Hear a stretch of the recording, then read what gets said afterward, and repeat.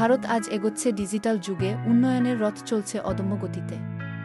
কিন্তু এই রথের চাকার নিচে কি পিষে যাচ্ছে আমাদের আদিবাসী ভাইবোনদের অধিকার?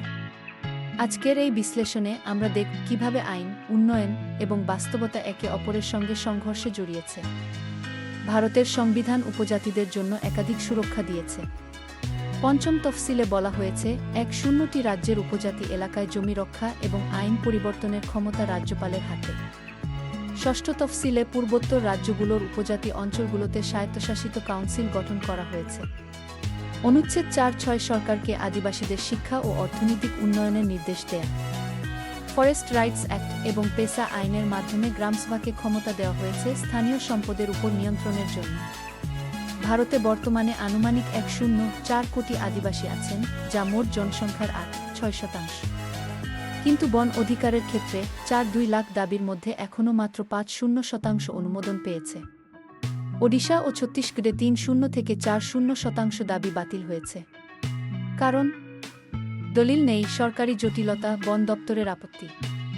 ভারতের স্বাধীনতার পর থেকে যাদের সবচেয়ে বেশি উচ্ছেদ হতে হয়েছে তারা উপজাতি সম্প্রদায়, মোট উচ্ছেদের ৫-৫%। ২০১৮ থেকে ২০২৩ সালে প্রায় ৩ লক্ষ আদিবাসী উচ্ছেদ হয়েছে উন্নয়ন প্রকল্পের কারণে। ২০২৪ সালে শুধুমাত্র ছত্তিশগড়ে কয়লা খনির কারণে ৫,০০০ মানুষ গৃহহীন হয়েছে।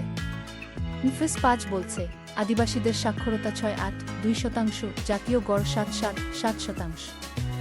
৪-৫% শিশু অপুষ্টিতে ভোগে।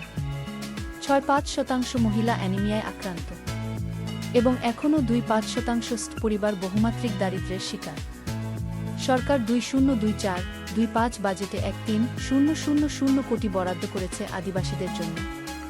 এর মধ্যে একলব্য মডেল রেসিডেন্সিয়াল স্কুলের জন্য 2,৫০০ কোটি। পিএম জনমন প্রকল্পের মাধ্যমে 2,৪,০০০ কোটি টাকার ব্যয়ে ৫,০০,০০০ পিবিটিজি পরিবারকে বাড়ি, রাস্তা, স্বাস্থ্যসেবা দেওয়া হয়েছে।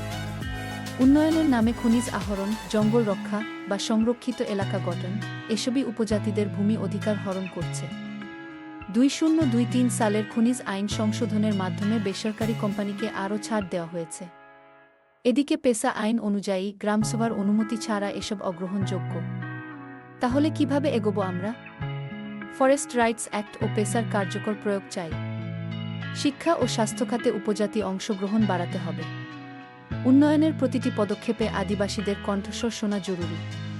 কারণ তারা ভারতের প্রান্তিক নয়, মূল শক্তি।